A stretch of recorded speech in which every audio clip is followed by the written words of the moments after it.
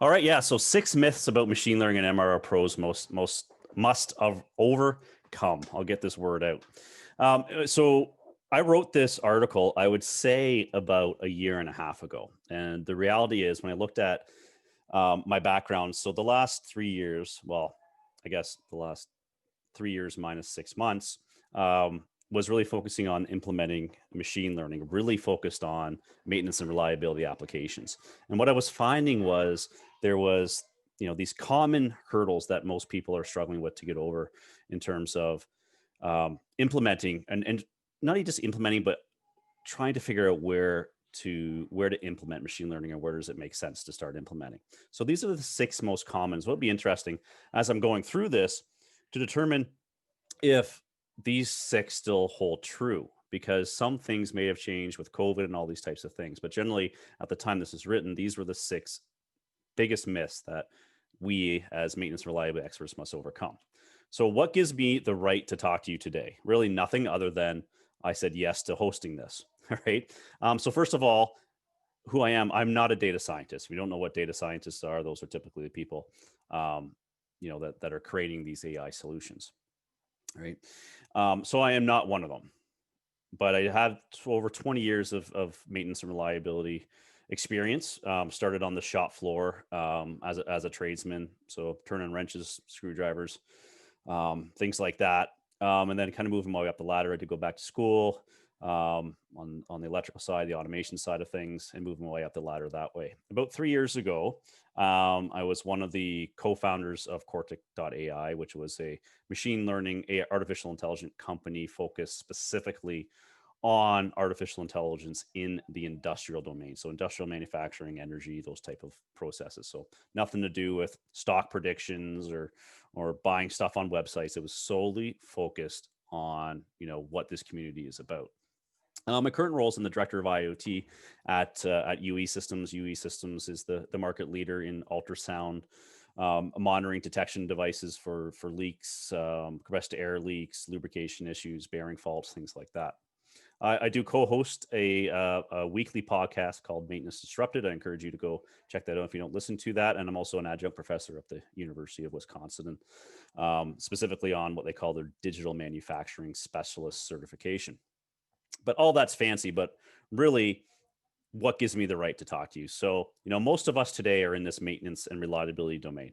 And, anyone in this community is going to tell you that, there's enough required knowledge just in this domain alone to understand. So you talk to the Ricky Smiths, you talk to the Ramesh Gulati's, those people, like they'll be the first ones to admit they don't master every single piece of this maintenance and reliability domain, but they're definitely experts in that domain.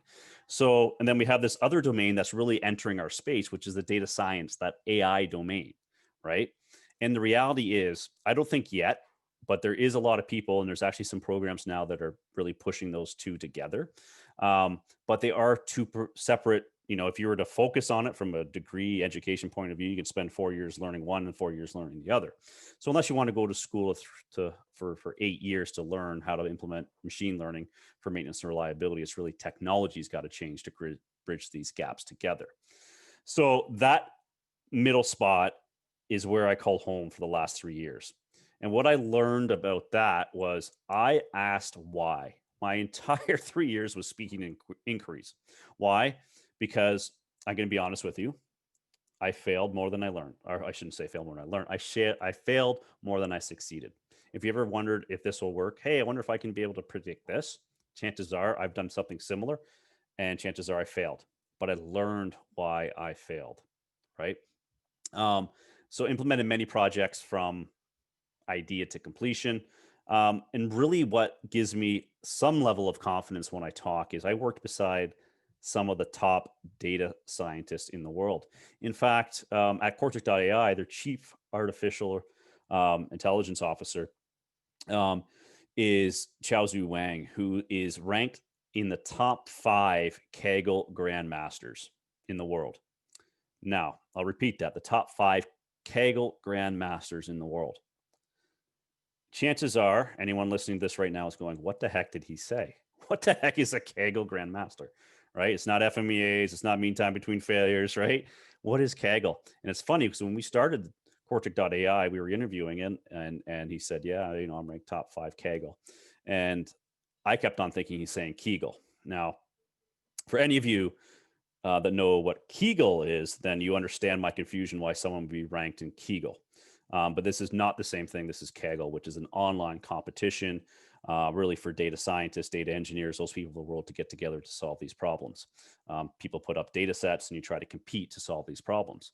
It's kind of like crowdsourcing for these really bright people in this domain, which is very interesting because if you look at some of the contests, they're moving away from B2C type, commercial engagements to there's actually a data set on there from a mining application about a float tank. So you start to see it creep into our industry. And also I've worked with some of the best maintenance reliability professionals in the world. There's been some great mentors to me over my career. Cliff Williams, who I know is active in this community as well, someone I've always looked up to and learned a lot from him. So I'm curious, and as Heather said, I do have some questions in here. This is just more from my learning. You don't need to answer. I'm just curious, out of these, where we got 5 here, if you've ever implemented machine learning or you're thinking about it, where are you at in your current thinking or program? And what I'm seeing typically, if you want to go ahead and put that in the chat, I'll go back and look at that. But what I'm seeing is, a lot of people, even when I did this about a year and a half ago, we're either in that research and planning stage or getting to that pilot program underway, right? We started seeing those people get off of it's on our list. And if anyone reads, any technology papers or anything like that, there's something called the Gartner hype cycle, right? Where a typical new technology kind of goes up, the height of inflation, and comes down, right? And what's great about, particularly machine learning, which is a subset of artificial intelligence, is, we've have ridden that hype, right? It was this magical world. It was shiny. It was great. But we're starting to see, people start to have real applications, start to promote it, start to share it. So we're leaving that, this is going to solve all our problems, to saying, no, it does require a lot of thought, a lot of effort. There's always cost involved, but there is some success to have out of that. So the first big myth, and this is, I think one of the bigger ones, is saying we are not ready. We're not mature enough for machine learning. So when I look at that and I ask people, whether it's at a conference or just casual conversations, they say, yeah, I really want to start looking at machine learning, but I'm just not ready. And then I speak in inquiry. So my question is going to be, why aren't you ready? Right? Well, some of the common answers I'll get is, we're still struggling with vibration analysis. And I said, well, that's fine. And one has nothing to do with the other. Can you have a good machine learning program without vibration? Absolutely. Can you have a good machine learning program with vibration? Absolutely. Now, here's the catch. If you're looking at machine learning for maintenance and reliability, and that person said, we're not ready. And I said, why? Because we are unable to properly plan and execute our current maintenance tasks, then that could be an issue. Because if machine learning is detecting problems and doing things like that, and you still can't execute a work order to do that, then yes, maybe you are not ready. But just to say, because, and the analogy I give is, if you could go out there and just ask a piece of equipment just one question, what would it be? So imagine you have a genie in a bottle, and for some reason, you typically get 3 wishes, but this genie says you can ask the most critical piece of equipment in your facility just one question. What would it be? I'm actually going to pause there. I'm just going to change my screen here. I just want to see if anyone put anything in the chat. So again, just one question. What would it be? Can I see chats?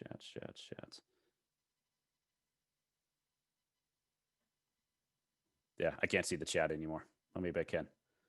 I'm going to let you guys. I can help out, Reed, if you would like. Sure. One of them says, are you okay? That's from Mark. Mark, great question. Mark, so thank you for doing that. Thank you, Heather, for throwing me a lifeline there. Otherwise, I would change screens around. So, right. How are you feeling today? What's the game? Ding. Number 1 answer on the board is, how are you feeling today? Right. The second answer I get, the second number is always, what could I do for you? no, sorry, is what are you going to do for me today? Are you going to work for me today? Right. So questions 1 and 2, no offense, Mark, very selfish questions, right? But that's what we're thinking about, right? So what if you were to, and thank you for those people that are putting the chats in, I can see those start to come out. So what if you were to flip that on its side or flip it right over all entirely? And I was to say, imagine if that piece of equipment then could ask you a question. And maybe that's a less selfish way of putting it. Because what I've learned over the last 3 years of machine learning and 20 years of maintenance and reliability is actually not what the bearing, or I shouldn't say bearing, the piece of equipment could do for us, but really what we can do for it. So maybe the question should be, what could I do for you today, critical piece of equipment, to make you happier, to make you live longer, to make you run more efficient, to make you not hurt anybody, right? To make better quality, whatever it is you're doing, right? So you start asking questions to it. What can I do for you today? And the reason I bring this up, when it comes to machine learning in particular, and specifically in maintenance and reliability, it's all about asking the right question. Machine learning is not a magic 8 ball, right? And I hear people say, yeah, I'm going to give it all my data and tell me what it can find, right? That is one of the most dangerous things that I think is in challenge to take the number one spot. Number one spot in maintenance reliability, I always said was, we've always done it this way. And I've hated that as an answer. Well, why do you do that? Well, we've always done it that way. I'm like, well, stop, right? But the second one we're seeing now with this technology is, hey, I'm just going to throw all my data and it's going to give me answers to questions I didn't know to ask. Well, chances are you have questions you're asking right now that you cannot answer. So defining what that question would be. And I would encourage you to be less selfish when you're asking that question. Because if we can start to prevent that failure, so remaining useful life, everyone thinks it's the holy grail. This piece of equipment is going to fail in 6 days, 32 minutes, and 16 seconds from now, which I could spend a whole webinar on if that's even possible. It is, but how you go about it, asking that right question, it's all about asking the right question. So I will get back to the topic here. Number one, my reliability maintenance program is not mature enough. So let's think about how to best to apply AI. So the first one is delegating repetitive analysis to machine learning. So I'm tired of looking at this.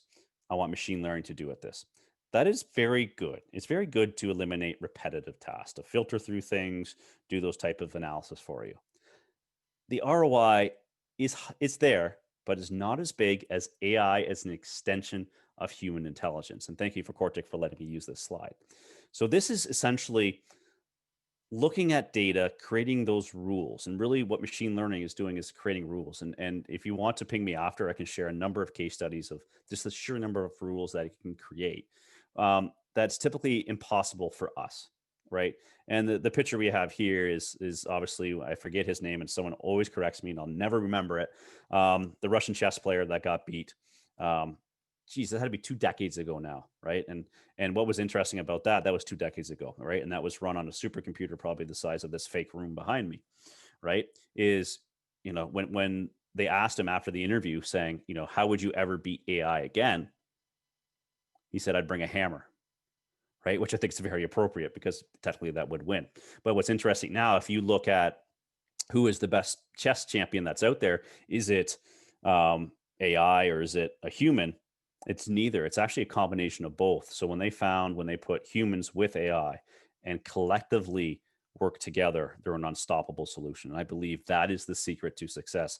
AI cannot work without us being domain expertise. We are not at this point of everyone wants to talk about deep learning, whole other webinar about deep learning and just learning on its own and doing these things. We're not there yet. We will get there. But right now, nothing is going to happen specifically in maintenance and reliability without subject matter expertise. So this is courtesy of the ARC advisory group. Some of you may have heard them. And I think they've done a very good job at just simplifying where machine learning fits in, right? So this is the typical PDAF curve, asset performance. Again, another whole webinar on the PDAF curve of how really to explain it from a, P is from Nolan and Heaps and the reliability center maintenance as a identifiable physical condition. And then of course the F is a functional failure, not a complete catastrophic failure, but a functional failure. And each P to F curve is very specific to a failure mode, right? So assets can have hundreds and hundreds of these P to F curves, but generally we speak it as as an asset, right? So typically we do things like vibration analysis, oil analysis, things like that. Now, ultrasound's a bit different because it sits back on that failure curve a bit. But when it comes to, and I'll just use vibration as an example. When it comes to measuring vibration, you're measuring essentially movement and displacement. Is there has to be that identifiable physical condition. Something's moving, something's rubbing, right? Those type of things, right? Where is machine learning is trying to push us back on that PDF curve. So what is causing that? Now, outside of poor installation practices and things like that, is there things in our processes, there's things in our work orders, there's things in our maintenance strategy that are causing this? And is there a way to predict these from happening? And the analogy I'll give you is, I said it in a very open forum, I would say about 3 years ago, and people still email you to this day and challenge me, hey, when's this going to happen?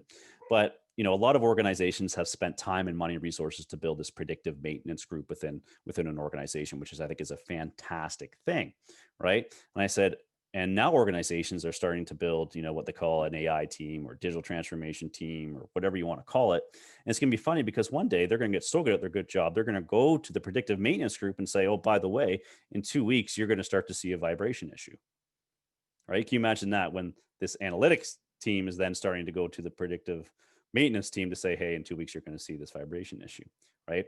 I still have yet to see it, but I do think it's going to be good. So when we talk about setting the business case, right?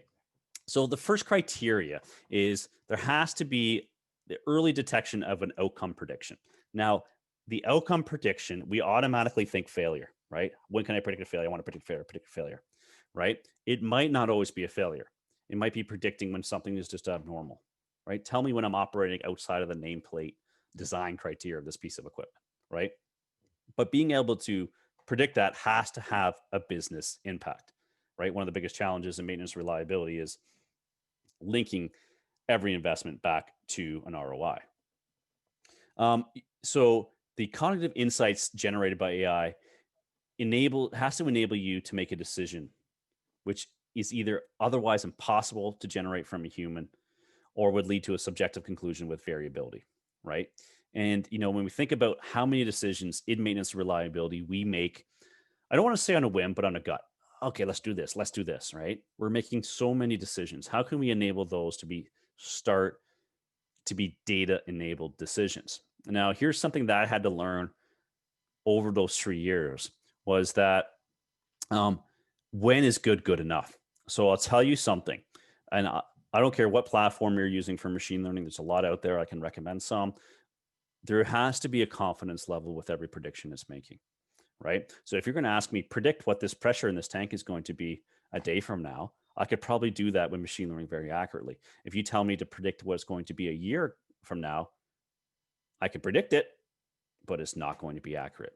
So start to think about that. And you think about how accurate is your gut? Sometimes it's really good, sometimes it's really bad, right? Flip a coin, you're 50-50, right? And the availability of relevant data. You have to have data, right? And we'll get into some applications about how much data you actually need. Okay, so am I ready for machine learning? This was at Reliability and Maintainability Center, Dr. Klaus, and I thought it was really good, right? So where's your quartile? We know that the maintenance spend as a percentage of the replacement asset value of that facility is a lot less in the first quartile than it is in the fourth, right? So really is a reality check. If machine learning detects something here, do you have the people and processes in place to do something about that? So the only answer that I think you should look at was, if you tell me, hey, I don't think I'm ready enough, is if you don't have the people and processes in place to be able to do something about it, then yes, you are not ready. Go talk to the Doc Parmels of the world, the Ricky Smiths, those people to help you get all set up on proper maintenance planning and scheduling. I would recommend every penny goes into that, so you set the foundation. And let me tell you, I love machine learning, but you still need that maintenance and reliability foundations to build upon, or else if you do this, your house will crumble down. Okay, so that's number one. Number two, data problems. How much is enough? A successful machine learning project is not dependent on enormous data sets with pre-existing failures. This is a big shocker, right?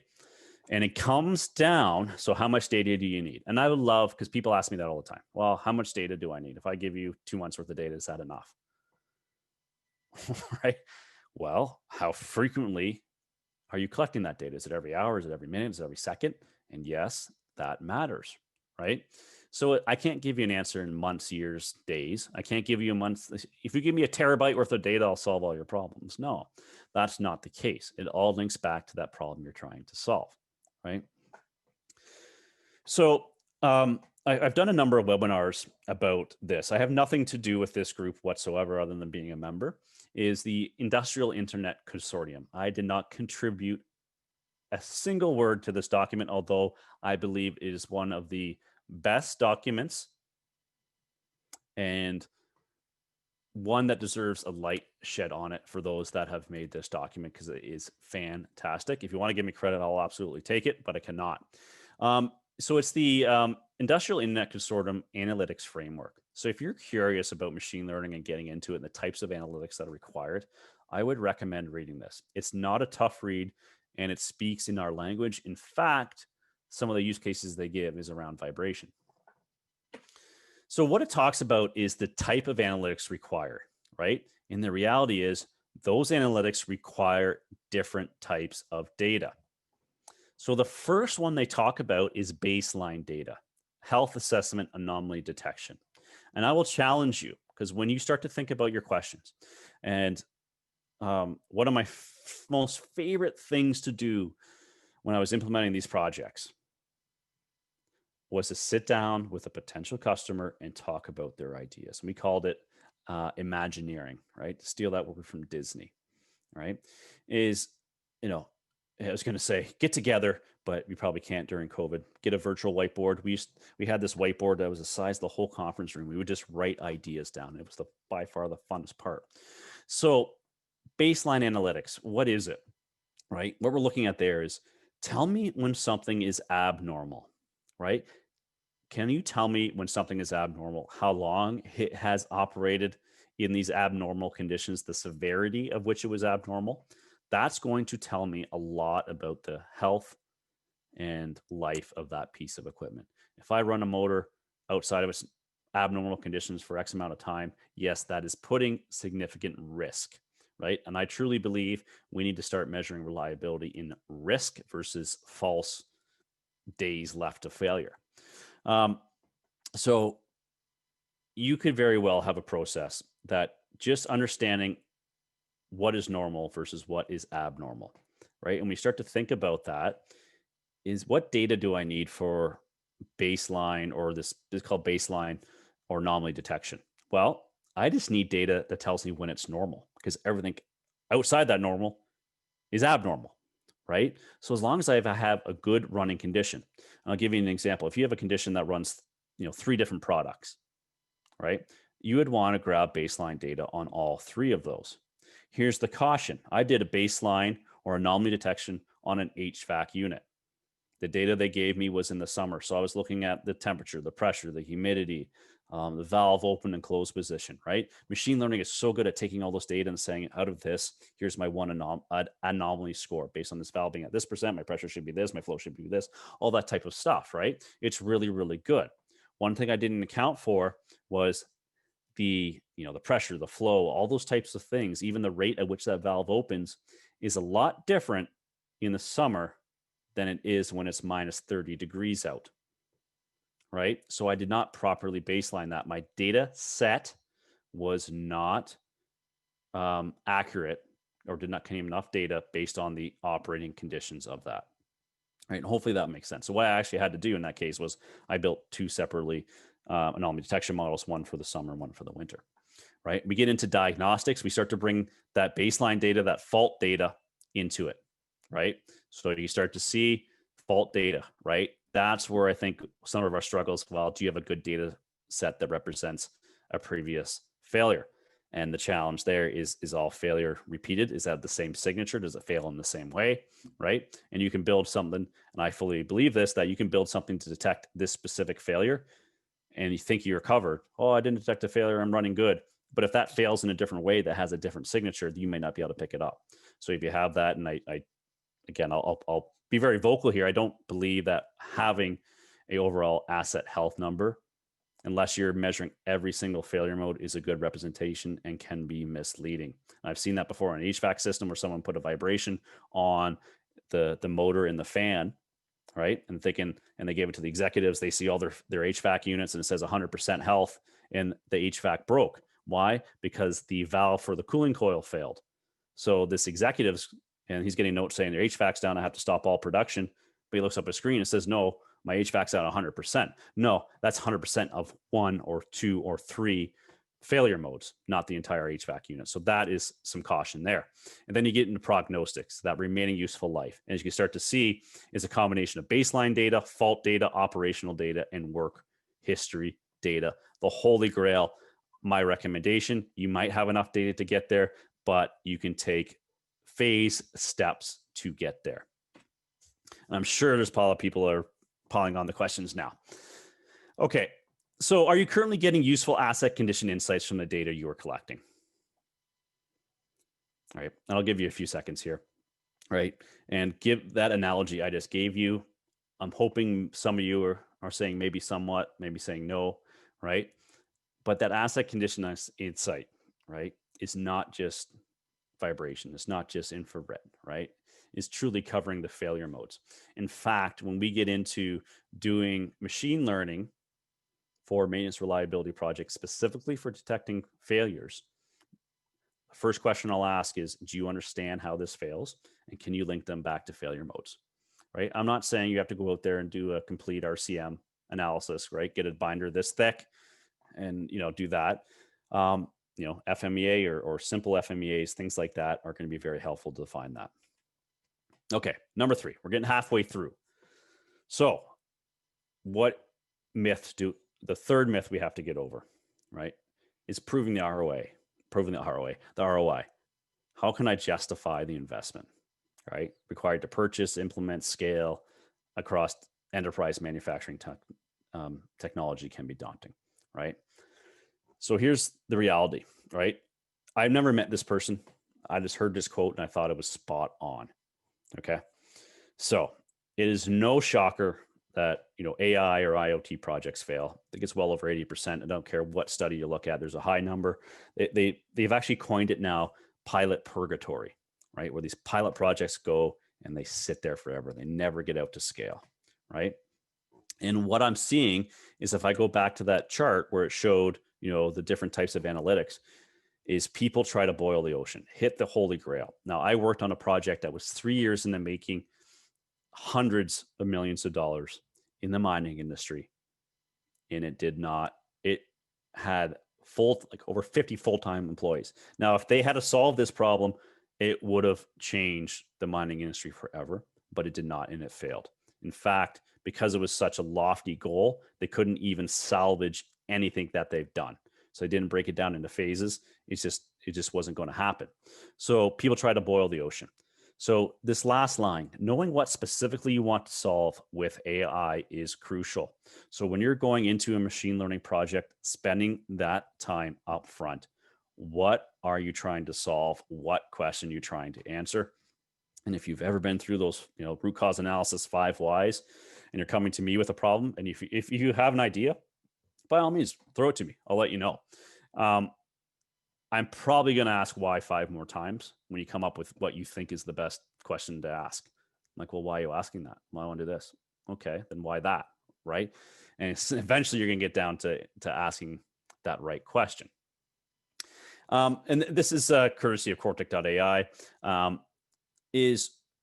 When you're starting to look at that ROI, that justification, do you have to go out and buy a platform from day one? The answer is no, right? You can do offline data. You don't have to stream data, invest in the platform to prove your use case. So most of us, our data is in historians, condition monitoring databases, and things like that. Export it out and try to solve the problem with offline data. Now, what you have to do is hide some data from that and challenge it and validate it and things like that. will be a word of caution, though, because there's offline platforms out there that you can build and try to answer your question.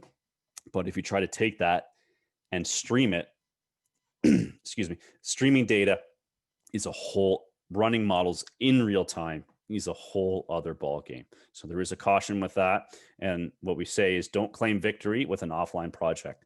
That gives you the fuel to the fire saying, yes, my boss, I can solve this problem, but there's still a lot of work ahead of you to connect all these data sources in real time. There's a process called ETL of, you might have one unit in inches and the other in centimeters, and you have to transform that data. There's still a lot of work that has to be done when you're talking about streaming data. Okay. This one is a very interesting one. Sensors, right? I've had this happen to me. It's actually at an SMRP conference where I think I was doing one of the panel discussions at the end. And as you can tell, I'm very vocal about this. Someone came up to me and said, Blair, I just listened to your talk. I just spent 150 grand on sensors. I need to figure out what I can do with that data. Right? Think about that. Right? I'm generating data to see what problems I can solve instead of I bought these sensors knowing it will give me the data I need to solve this problem. So, and I UA Systems, I'm in the sensor business, right?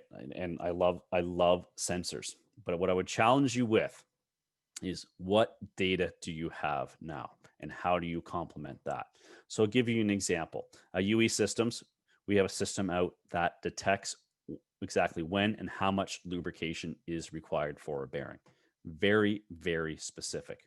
Would that be great in machine learning? Absolutely. It's very, very targeted. If your problem you're trying to solve has nothing to do with lubrication, then those sensors do not make sense. They might make sense on its own from an individual point of view, and I hope they do, right? But you really have to look at these sensors. I'm tired of people strapping these shiny new objects that are getting cheaper and cheaper. And if you follow me on LinkedIn or Maintenance Disrupted podcast, is Bezo came out with his own vibration sensors. Like, who saw that coming, right? Amazon came out with, I'll call them lick and stick vibration sensors. If you have Amazon Prime, they actually sold out. You can get them the next day.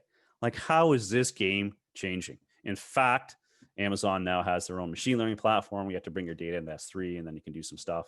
And if you almost need a machine learning algorithm to figure out their pricing model. If you look at that pricing model, it'll blow your mind. But the game's really changing. And a lot of people are strapping shiny new objects to pieces of equipment trying to generate data. And I'm going to tell you to stop. Why? Because 97% of data that we already have sits unused. So we do not need more data. Really what we're trying to get is insights. You need better questions, right? So I'm going to strap a sensor on a piece of equipment. What question are you trying to solve with that, right? I'm not stopping you from buying sensors. I think they're a great thing.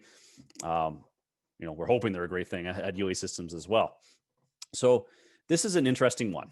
Okay. Now this one's going to have a lot of debate. It's not my study. I am just quoting it. Is machine learning targets equipment from process abuse. And this was an ARC advisory study that came out and said 82% or more of damage to equipment is not caused by normal wear and tear. And we know that in the maintenance and reliability field is we know, time-based maintenance is bad, right? And it's funny because these startups are coming into a world and these people,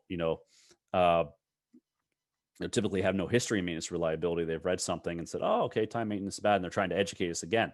Like, we knew this back in 1970s.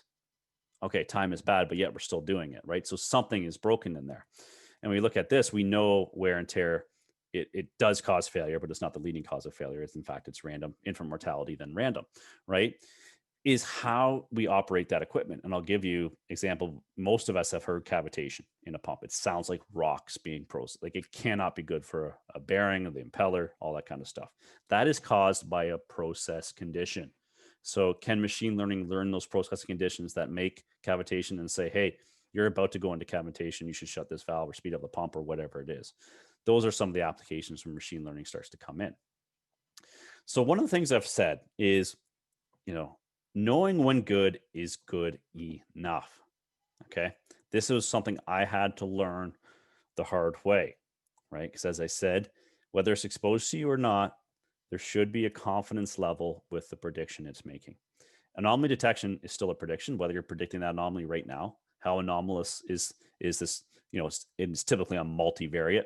So how abnormal is this pressure based on my tank level, based on my valve position, based on my vibration, all this kind of stuff, right? So it's multivariate. Is how good is good enough, right? And being able to answer that, because if you're doing best guess, which is 50-50, and you can get a machine learning output to give you 70% confidence, that's a heck of a lot better data-driven decision than going, oh, well, let's try it, right?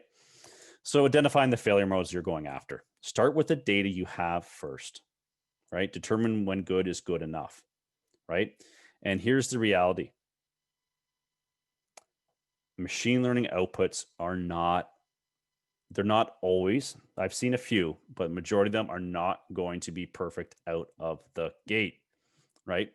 You have to treat them as a living, breathing organism, right? You got to feed it, you got to walk it, those type of things, right? You got to maintain it, right? Yes, you almost need to do a PM on your machine learning outputs. As things change, you need to go back and retrain the models and things like that. So when you're looking at platforms, right, do you want to be invested into a data scientist for life? Oh, these guys are going to build these models. What happens when that model changes? What happens when that process has changed? What happens when you need to retrain that? Do you have to bring that same person in? Do they write that code so deep that you cannot understand a darn thing, and now they have a job for life, right? Those are the things you got to start thinking about. So complement with additional IoT data if good is not good enough, if you need to get that more accurate. Okay, number 5, data scientists. I love data scientists. I love them. I love them. I love them. Most of them are so afraid of me because of my passion and the way I talk. A lot of them are introverts. Let's be honest. A lot of them are introverts. So when I come in, hey, I want to do this, they're going, what the heck, right? Just give me the data and get out of my desk, right? So a common myth, I need a team of experts in-house. The requirement for in-house data science experts to help build and monitor machine learning initiatives is in some cases required, but not often, right? It is. I am not against, building that hybrid model of, having teams of maintenance and reliability experts and teams of data scientists coming together, working together. But we know in most organizations, we have silos, right? Whether by design or they just happen naturally, we have silos, right? So if you give data scientists, all your data from your CMMS system and your process historian and say, solve this problem, right? It's not going to work. I'm going to tell you it's not going to work. They might be able to give you good results for that exact case, but it's not going to be deployable. It's not going to be sustainable, right? Why? Because data science or machine learning does not understand the difference between correlation and causation. So I'll say that again. Machine learning does not understand the difference between correlation and causation. Subject matter experts do. I'll give you an example. There was a study done recently. There was this rare flight, and I'm from Toronto, that used to fly once a month into Toronto from some weird country. And it happened to be that every time that plane flew over on the night the Toronto Maple Leafs were playing, they won their game. The Maple Leafs suck. It has nothing to do with a flight over. There's a very high correlation. Like, they're right. Oh my gosh, nearly every time that flight flew over and they were playing at home, they won. Did that plane influence them? Nope, right? That's highly correlated. There's no causation there, right? And once you understand that, and there's probably a lot of people agreeing with me or maybe even disagreeing with me, but if you start to read the influx of COVID and state by state comparison, right? You will see what I mean by correlation and causation. Yeah, you can make things look really, really good on a LinkedIn or Instagram post of why someone's doing better than someone else and those type of things. But you have to look at, are those correlated or are those just numbers? Are those just, right?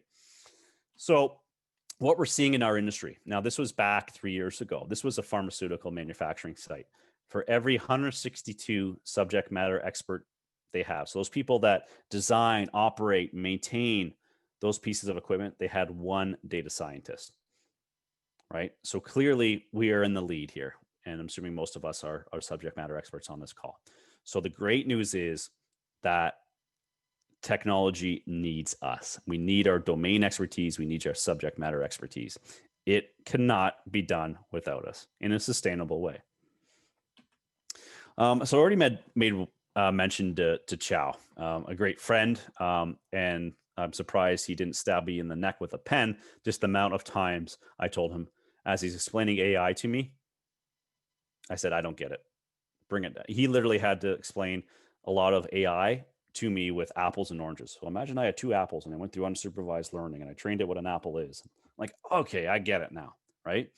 But his quote really humbled me. And again, this is the 5th Kegel Grant, was one of the 5th Kegel Grandmasters in the world, right? In the top 5. So AI can be used to solve a lot of problems nowadays, but you are going to need deep domain expertise to define, and design the problems, right? So we need to bring our expertise to the game. You can hire, if Google, Facebook, Amazon hasn't hired already the best data scientists in the world, and you get your hands on one, no matter how much they pay them, in maintenance and reliability, they cannot do your job without us. How fantastic is that, right? Now, I can't guarantee you a raise, anything of that, but I can tell you that it isn't. We and our skill set is very, very important. So some applications of machine learning can be automated. And this is an image courtesy of Cortic.ai. So imagine you have, on this example, what I built was a anomaly detection on the motor current. And if you start to think about it, the current draw of a motor is a great leading indicator of the health of that motor, right? If I start to have defects, they might be a little on down that PDF curve, right? But if I start to have defects, chances are it's too late to fix them. At least I can detect them, right? If I have a bearing that lost lubrication, right? Those type of things, I can detect it. It's too late to go lubricate it now, but I can go detect it, right? Because it's obviously going to start to draw more current, right? So this is an example where we took all the values from a PLC program and that motor current, right? I took that motor current and I said, tell me out of all of these. And if you squint your eyes and look at this slide, you'll see a number. So it says vacuum current A, 347, vacuum pump current C, 292. And what it's doing right there is listing the influencing factors. So if I want to predict what that motor current on phase B, it's a 3-phase motor is, or I want to detect the anomaly, which other parameters or variables in that data set have a high influencing factor on that motor current, right? Obviously, the first 2 are the other 2 phases, because when I trained a model, right, if you start to have those phases out of whack, that's not a good motor, right? So I trained it on a good motor. So it's going to list all the other parameters and give it a score, a unitless measure of the impact of that on that prediction, right? So even if I was to stop right there from a root cause analysis or just for an understanding of our processes, hey, I wonder what highly influences this pressure in this tank. You run it through here and it gives you this result. Oh, geez, I can see this valve being open and closed and this pump running, right? It can give you insights right there. I haven't even built any ML. In fact, it's doing artificial intelligence to come up with this list, right? But this is a list of influencing factors, and you can start to build different models. What's great is this score is correlation, not causation. It takes us to go through this. And you can see here, right, 1, 2, 3, 4, 5 is the PLC hour, PLC day. Is that going to affect my current? Well, it might because of how I operate it, right? But chances are no, right? So when I build models, it might have a high correlation, but 0 causation, right? Okay, we'll get to number 6 here. Working with IT. Okay, IT meaning information technology. Now, I spent a lot of years in automation. And when I went in to an automation project knowing IT was going to be there, I got my gloves up. Okay, let's go, right? Let's talk VPNs, networks, firewalls, right? Will you have to go battle with IT, right? So this is our current state. Anyone automation would probably know ISA 95 or what's called the Purdue Model, right? It has different layers of an organization. Some people color code them. Some people have, zones, zone 1, zone 2, zone 3, zone 4. But essentially, you have machines, we have PLCs, MES systems, and ERP systems, right? ERP is going to sit where CMMS systems do, right? That's our typical, and this is what has always been best practices. And you set up checks and balances in between these networks so people can't get in the top and come down or can't get in the bottom and go up, right? The IoT is challenging, and this is the IRA model, is the Industrial Internet Consortium's referent architecture.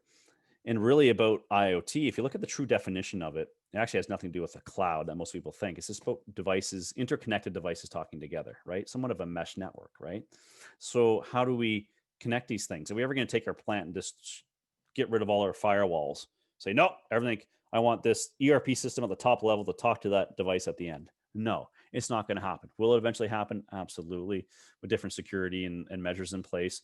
But the reality is, this is where we're going to get to. And we'll see this example on the right-hand side of our screen, like at our homes. Our toaster can talk to our fridge, we can talk to our garage door opener. We really don't care, right? But we do know that someone could hack into our refrigerator and, you know, turn on our webcam. It's possible because those two are connected together, right? So that's where people are trying to get to. So do you have to rip apart your entire infrastructure to get these type of projects going, right? And no, right? And there is ways, you know, and we look at, you know, I want not again another webinar of what is a fog, what is the edge, the cloud, all that kind of stuff, right? But there is ways to put this type of technology in place to stream that data, and that's why I said, you know, doing an offline machine learning project is about 20% of what it actually takes to deploy real-time machine learning projects. By all means, celebrate an offline win. Hey, I can prove I can do this. But don't just say, hey, I did it and I'm doing machine learning and it's going to, no, right? There's a lot of work that has to be done, including this infrastructure. So you can have things in there, machines, assets in there in order to fit your current network, right? And here's a big, big thing. So when you think machine learning, you think cloud, right? And I still think this. I think machine learning, I think some computer with smoke coming out of it because it's processing this data so hard and it's going to come up with insights, right? That's not the reality. In fact, I'm holding up a cell phone just in case there's no video, there's machine learning obviously running on my cell phone, right? Deploying machine learning typically does not deploy a lot of resources. In fact, a lot of these platforms can run on existing servers, a little bit of a upper end server, right? But it can run on premise, right? So, you know, if you're in certain industries where you might have trouble sending data to the cloud, you don't want Jeff Bezos to have your data. I would challenge that. I think cloud absolutely has a purpose and everyone needs to get to the cloud. If you're using Office 365, probably your most valuable intellectual property is already in the cloud through emails. And if your machine health is what your intellectual property is, then you probably don't have a good business. But the reality is, to train a model is probably the most resource intensive process. So when you're training that model, you know, it can take 5 minutes, it can take half an hour, it can take 3 days, right? Depending on the size of model you're trying to train, right? So that's where the cloud comes in. Now there's a misnomer of cloud storage or just cloud, right? It's called cloud computing. In fact, we're just so comfortable, we just call it the cloud and everyone knows it, but it's cloud computing. So people think of cloud, I'm storing my data in the cloud. This cloud is this big database. Data is a small portion. The data storage, in fact, well, I was going to say that's why Google Photos will let you store up to 15 gigs for free, but they've taken that back now. But you know, storage is relatively cheap. It's the data moving in and out is why Microsoft, Amazon is going after you and your plants. If you ever want to know why all of a sudden, you know, there's these top cloud platforms knocking on your door, because industry generates more data than anyone else, including healthcare, financial tech, government, right? Industry is the number one data source. So if you want to own data, you're going to go to industry. So that's why they're knocking on your door. But really, cloud computing is about that shared resource. So when I'm training a model, I can spin up all these clusters and process that faster. And then once I'm done with it, I can shrink it back down again, right? And then eventually I can train a model, deploy it on something like this, right? So you don't necessarily need to get data. So if you're starting to do machine learning and IT says you are not sending data out into this random cloud, I have no idea where it's going, you can say that's fine. I can do machine learning. I can train a model. I can deploy it all on premises. Spin up some virtual machines for me, IT department, and you know, whether it's Microsoft, Linux, whatever, and I can start doing machine learning. Okay, so I do want to save some time for some questions. And I'm sure there's a bunch. So summary: reliability and maturity.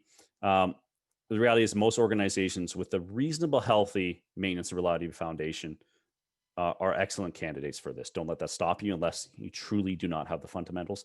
And that does exist, right? Enough data, depending on the problem you're trying to solve, if something like anomaly detection would be valuable for you, then you probably have enough data. You just need a good data set of what good looks like. Proven the ROI. Don't try to boil the ocean. Simply put, one-time enterprise rollout is not always required. Don't think you need to spend, $100,000 to do one pilot, right? More sensors is not always the answer, right? Look at the problem you're trying to solve and link that to sensor data. Data scientists, they are our friends, right? But they need us. And you don't have to put your back up against IT. They're our friends. They need to get involved. In fact, from the people I've worked with, they said the earlier you get IT involved, and people say, "Oh, make them think it's their idea." Those type of things. The earlier you get them involved, the better. I did a project with one person. He said, "I spent $100 in donuts for IT, and it was the best thing I've ever done." Right. So, don't think that you're going to have to go to battle with IT, and also don't think that this is going to be a year-long project as well. Right. You can accelerate them as well. So this is my contact information. If you are part of the maintenance reliability Slack channel, by all means, ping me, question me, challenge me. There's my email as well, or you can reach out to me on LinkedIn. All right. How do we do, Heather? That was awesome, Blair. Thank you so much. Super engaging, super interesting. Thank you so much again for being here. My pleasure. Is there questions? There's a couple of questions in the chat. I'll go ahead and read. I see 2 right now, so definitely feel free to add another couple if there are any out there as I read these first few. But one question that came up from, I'm sorry if I mispronounced your name, Andre, is conditional monitoring the main area of machine learning application in maintenance and reliability? Yes, hands down. Hands down, it is. And that's where I think, there, to my knowledge, some people might claim that there's not one technology that detects every failure mode possible. So I think that's where most people are starting, and that's where our opportunity is to look at not just the condition data, but combine the condition data with the process data. And then that's sort of that sweet spot of machine learning is, in my opinion. Awesome. Thank you.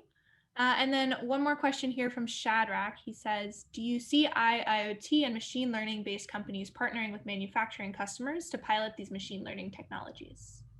Yeah, and absolutely. So I think there's a part of these companies partnering with manufacturing customers to pilot these. And there's also an OEM perspective as well. I would love to see more OEMs. I just don't think they know how. So equipment manufacturers get into it. But the reality is, and here's the harsh reality of this, what's called M2M, machine to machine learning. If I build a model for this asset and I have a similar asset across the globe, can I just transfer that model over? You can, if it's been maintained, designed, engineered exactly the same way, right? But chances are you might be able to take 50%, 70% of that model and do it. So if you think, hey, I have this, model for this pump and I can deploy it across every single pump, chances are you're going to have some challenges doing that. Awesome. Thank you so much. You're welcome. One more question just came in from Mark. Mark asks, which anomaly detection methodology have you had the most success with? Oh, great question, Mark. So I think, Mark, what you're getting at there is there's different algorithms. And so the way it works in particular machine learning is, algorithms is kind of like reliability center maintenance. They've been around for a long, long time. Generally speaking, there's no new algorithms being created, but they are. So like GMM models and things like that. So is there a one size fits all? No, but what you can do is, I'll speak to my experience at Cortic is combining models together. So a GMM with an XGBoost, if no one understands that, to be able to do this anomaly detection. And what's great about doing something like that is it can put it into a standard term of getting the overall anomaly score, right? So there's the long story short is there's different models you can deploy to do anomaly detection. In that slide, they had them all there, but you can generalize some of them for our industry, right? So I'm not going to go through which ones to pick when. That's a whole other webinar. But generally, I see it as a combination of two common algorithms put together to give you the best anomaly detection method. Awesome. Good. Thank you so much, Blair. Thank you again to everyone who joined us today. Again, this webinar will be available in the maintenance Slack community in the Watch Webinars replay channel tomorrow. If you have any other follow-up questions for Blair, he has shared how to reach out to him either via email, LinkedIn, or the Slack community itself. And we're right up on time. So thank you so much, and we'll see you guys next time. Thanks, everybody. Thank you. Thanks, Blair. Bye.